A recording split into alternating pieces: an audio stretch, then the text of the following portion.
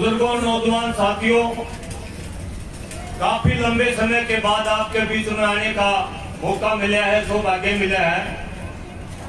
इसलिए दो चार बात, कोई भाषण नहीं, केवल बातचीत अपने काके ताऊआ दें, अपनी काकी ताइयां दें, अपनी माता दें, अपने पिताजी दें, अपने नौजवान भाइयों से करना चाहूंगा।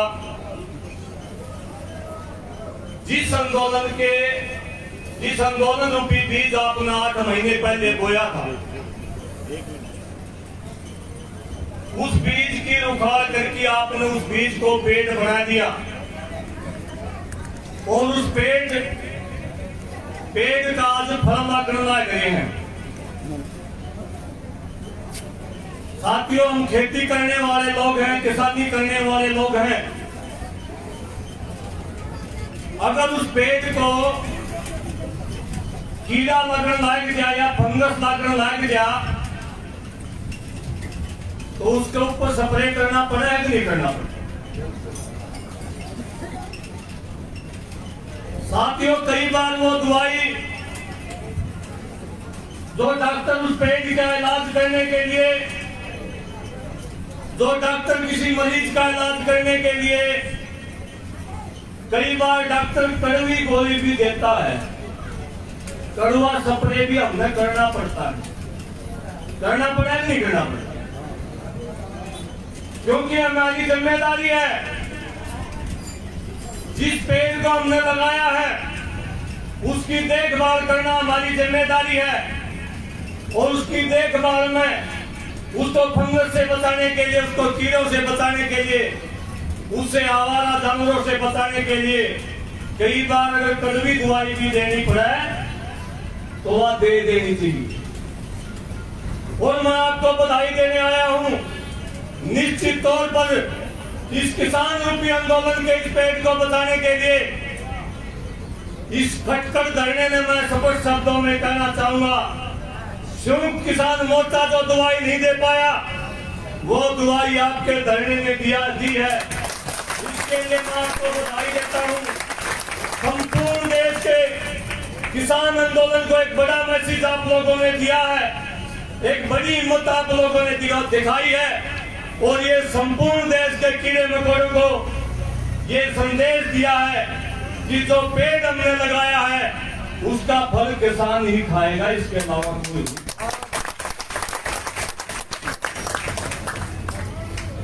बुजुर्गों, नौजवान साथियों, बहुत सारे साथी तरह तरह की बातें करते हैं।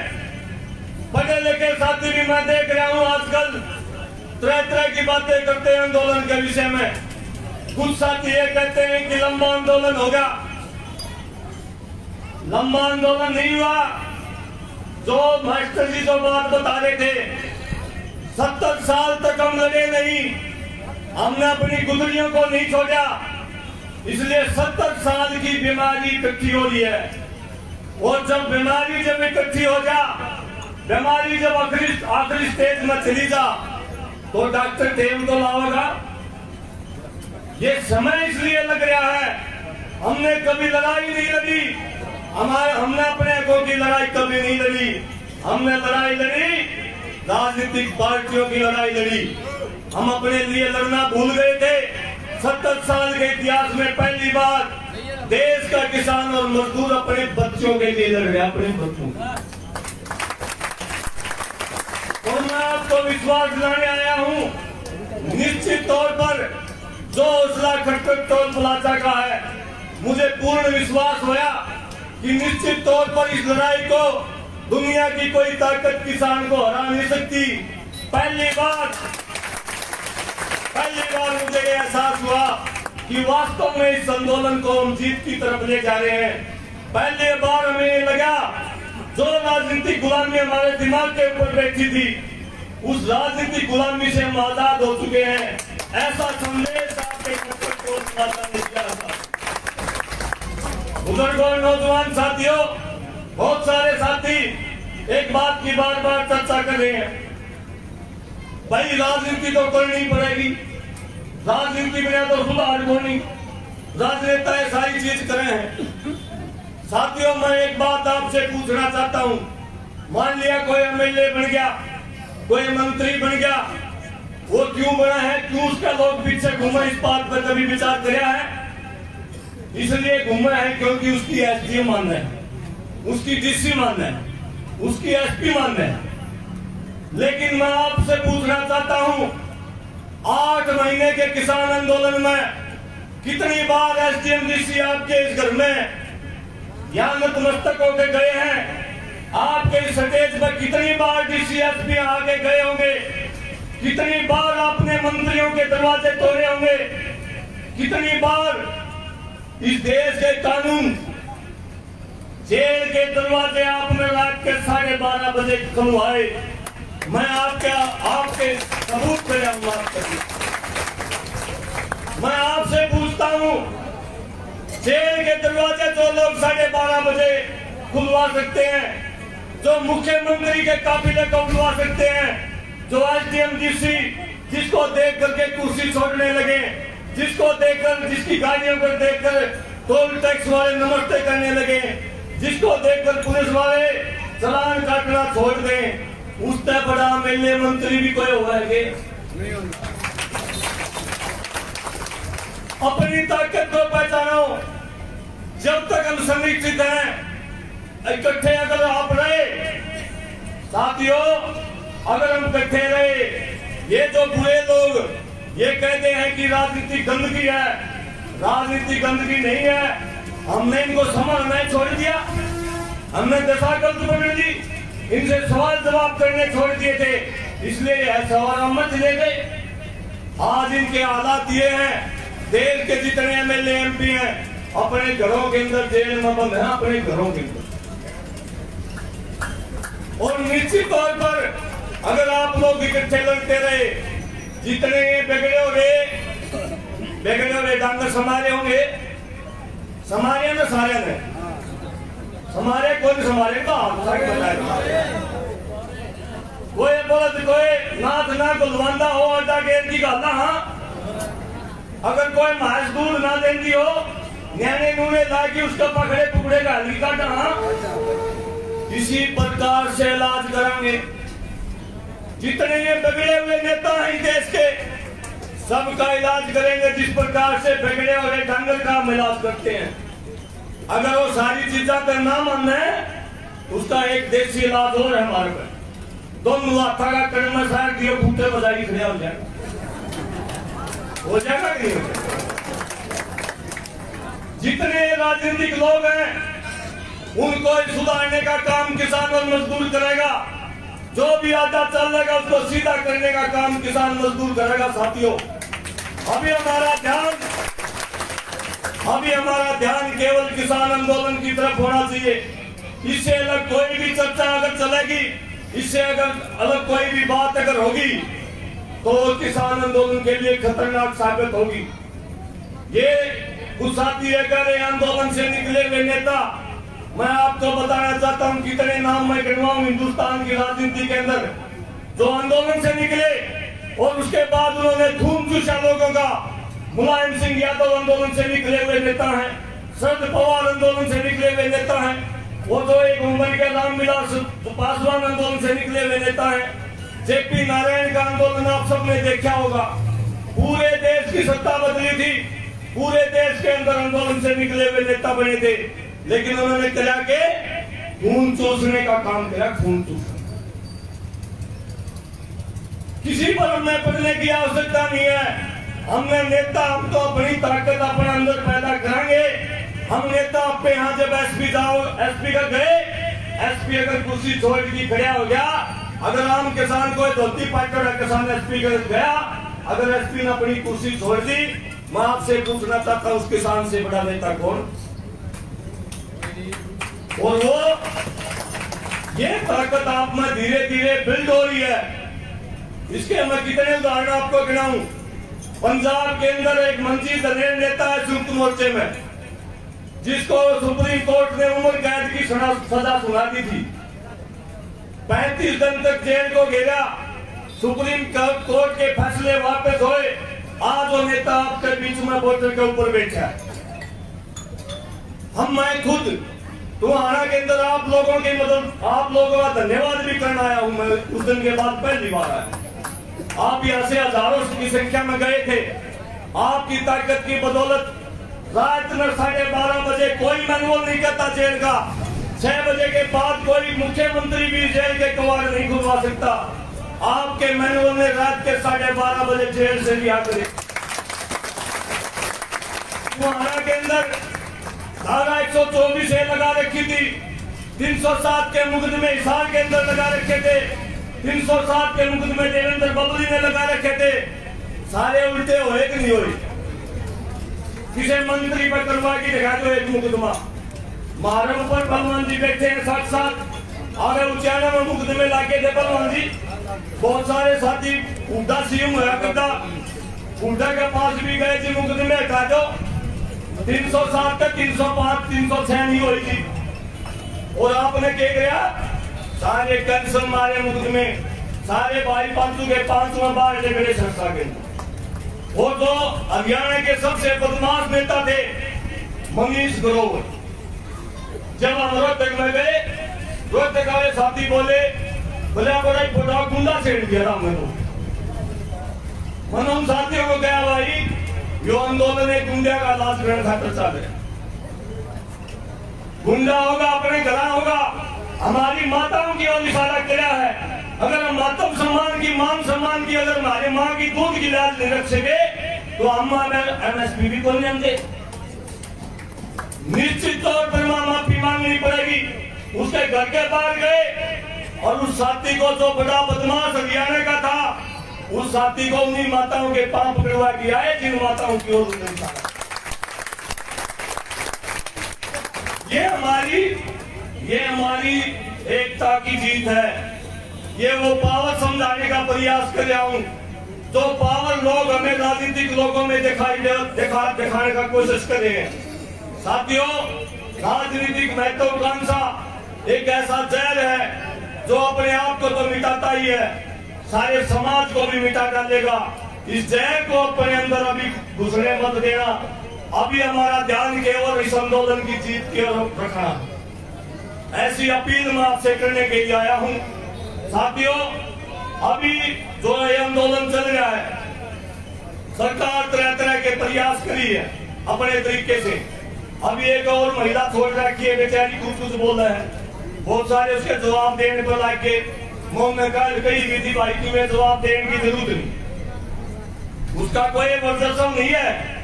ये क्या है कि आप लोग इस बात को इस तरीके से देखो कि जहां बीजेपी के नेत्री सुषमा स्वराज जैसी संस्कारी नेत्री हुआ करती, याद होगी ना सुषमा स्वराज, सुषमा स्वराज जैसी संस्कारी नेत्री हुआ करती, उनकी जगह किसने ले ली? सोनाली फोगाट। यानी कि बीजेपी का नैतिक पतन आप लोगों ने कर दिया। बीजेपी के पास अब नेत्री सुषमा स्वराज नहीं, सोनाली फोगाट जैसी हैं। और हम तो एक बार JJU में जिस दिन रोड़ा उधर प्रदर्शन करे थे, एक साथी बोला भाई सोनाली फोगाट आ गई, हम हमारे झंडे ले रहे थे, हमने तो मुंह फेर लिया। भाई इसका भी कई विरोध कर, इनका विरोध करने का लेवल आपका नहीं है। आप लोगों का लेवल मुख्यमंत्री से बाहर जा चुका है। अभी तो उस दिन बाद देखा जितने मोर्चा ने तो प्रधानमंत्री का घर चला, जो आदमी जिसकी RSP गए वो सिपाही गए बड़ा अच्छी बात, वो नहीं ना अच्छी बात। आपने मुख्यमंत्री उप मुख्यमंत्री को घर में बांट दिया। अपनी लड़ाई तो रह रही है प्रधानमंत्री के अंदर।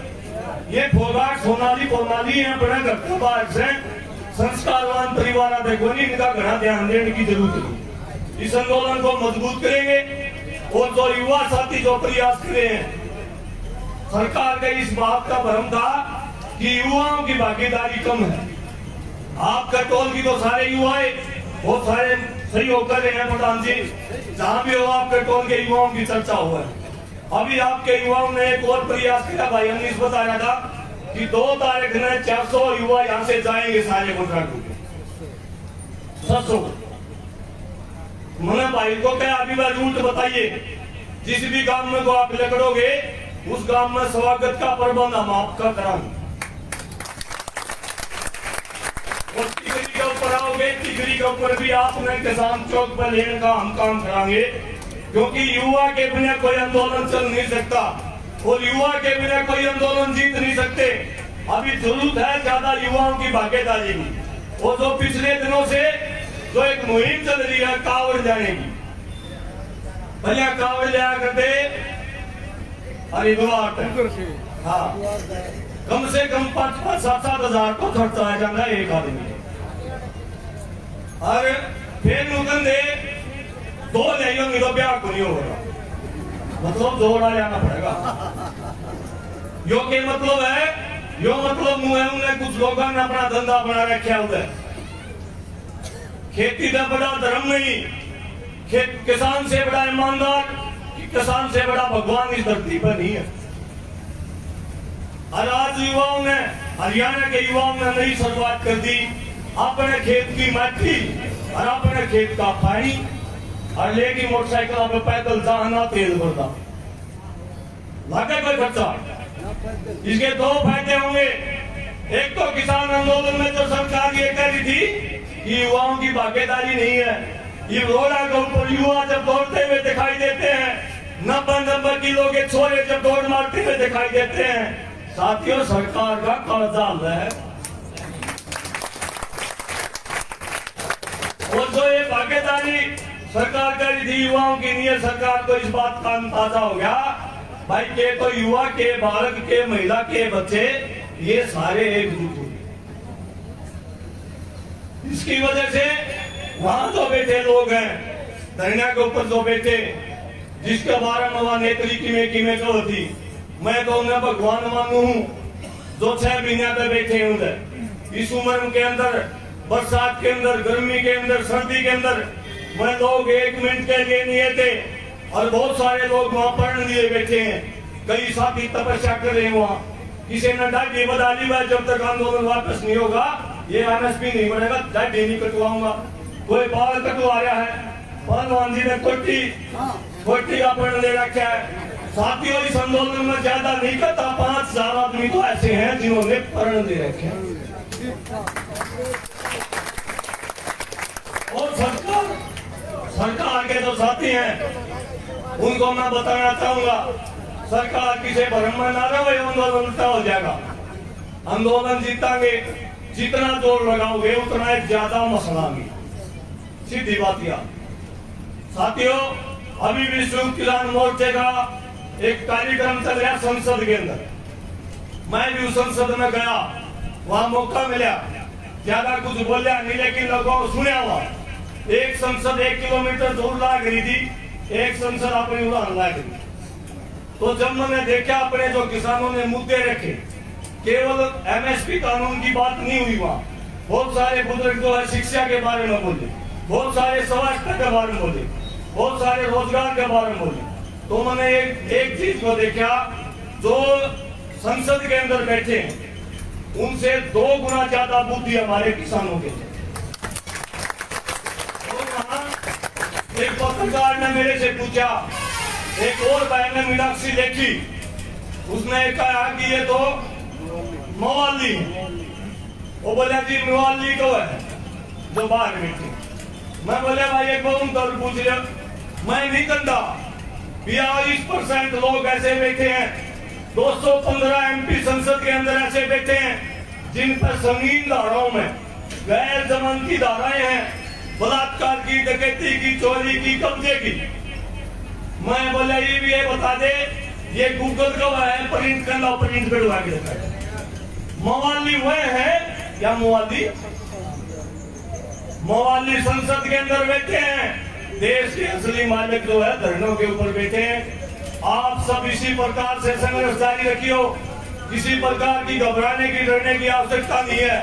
हम आपको इतना आश्वासन दिलाते हैं, जिस प्रकार से हमारे ऊपर घटना पड़ी जब आपके लड़ाके थे, इसी प्रकार से काल दे दियो आपके के अनुरोध आपको जींद की जनता को करना चाहूंगा। जींद के 3 साथी जेल के अंदर बंद, एक निर्जन गांव का, एक रायचंदारा का, एक बीबीपुर का। उनके लिए पैरवी हम करें, निर्जन और रायचंदावा का तो केस मैंने खुद ने देखा भाई। 1% भी गलती उन साथियों की नहीं है, बिल्कुल नाजायज तरीके से उनको अंदर डाल दिया गया 302 में।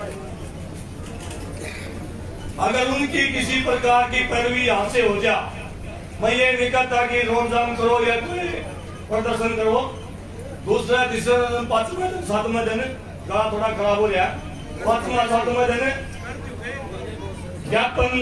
ज्ञापन देते रहिए। ऐसा अनुरोध मैं आपसे करूंगा। आप सबको दोबारा से मैं नमन करता हूँ, प्रणाम करता हूँ। कोई गलत बात लग गई हो तो मुझे माफी दियो। दोबारा से आपकी कमेटी को आश्वासन दिलाता हूँ कि आपका जो तोल चल रहा है इस आंदोलन का सबसे पवित्र आत्मा का तोल है। निश्चित तौर पर आप लड़ाई की जीत में, अगर ये लड़ाई जीतते हैं तो उसका चेहरा आपके शर्तों पर बंधेगा। तो आप